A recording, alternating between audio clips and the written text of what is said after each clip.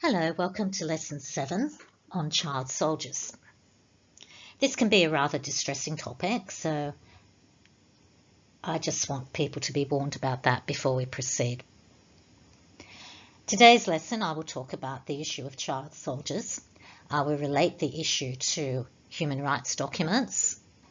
I will talk about the reactions of various non-government organisations and the UN towards the issue of child soldiers. So the presentation today will give you the information you might need if you wish to write an essay about child soldiers. A child soldier is defined as any person under the age of 18 who is a member of or attached to government armed forces or to any other regular or irregular armed force or any armed political group, whether or not an armed conflict exists.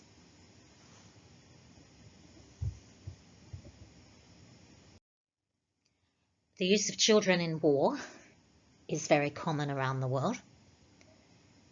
It is estimated that up to 300,000 children are participating in armed conflict across the globe.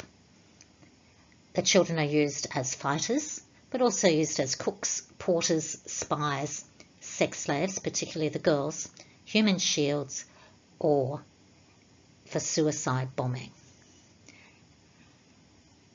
Child soldiers have been used in Syria, Somalia, Nigeria, and the Democratic Republic of Congo, amongst many other places.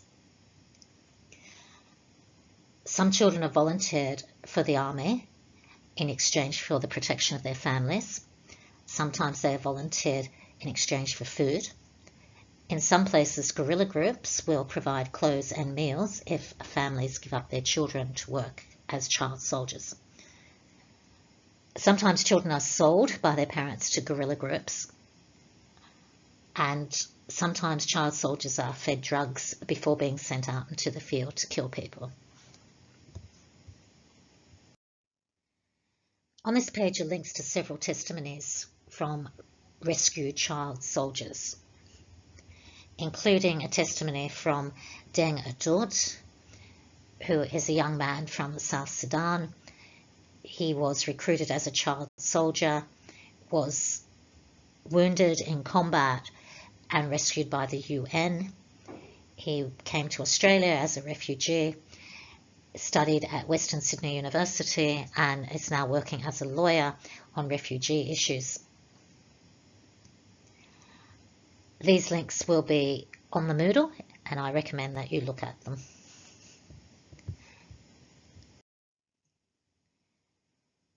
It is obvious that the use of children in war breaches several articles of the Universal Declaration of Human Rights. Some of these articles are the right to life, Article 3. Obviously, child soldiers endanger their lives when they fight, and children are more likely to be killed during battle than adults. It breaches Article 4, freedom from slavery, because these children have no choice. It breaches Article 5, freedom from torture. The children are often mistreated during training sessions. It breaches Article 20, the right to education. Obviously, the children are not being educated whilst they're fighting in war. And of course, it breaches many more articles of the Universal Declaration of Human Rights. The use of children in war also breaches several articles of the Convention on the Rights of the Child, including Article 38, you have the right to protection and freedom from war. Article 6, you have the right to be alive. Article 11, you have the right to be protected from kidnapping. Article 19, you have the right to be protected from being hurt and mistreated in body or mind.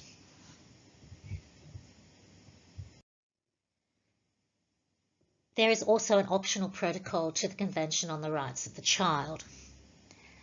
This optional protocol is specifically aimed at the issue of child soldiers. It prohibits the conscription of children under the 18 and their participation in hostilities. It prohibits voluntary recruitment of children by non-state armed groups. It allows states to recruit from the age of 16 as long as children are not used for war. This third point was included to pacify the United States of America and the United Kingdom, who insisted on its inclusion before they would sign the optional protocol. This is because the United States recruits for their army from the age of 17, and the United Kingdom recruits people as young as 16 for their own forces.